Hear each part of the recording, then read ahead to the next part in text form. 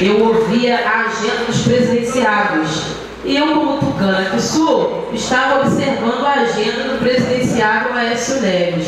E ele falava algo que me chamou muito a atenção, porque é algo que eu acabei de vivenciar. Qual seja, uma mãe que teve 2 bebês prematuros gêmeos, e uma dessas crianças ainda está internada porque precisa de uma cirurgia grave, uma cirurgia muito séria, que é de intestino, e o outro acabou de ter alta. Mas se o tempo que a licença maternidade dessa mãe, a licença dela acaba já, e o outro bebê?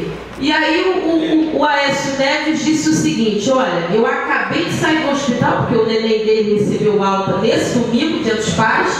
O neném que estava internado numa UTI há 75 dias.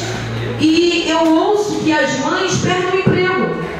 Então, o primeiro projeto de lei, um dos projetos de lei que ele vai ter como iniciativa, é que a licença maternidade comece a valer a partir do momento que as mães de prematuros tenham a alta dos seus bebês da UTI. Aí sim.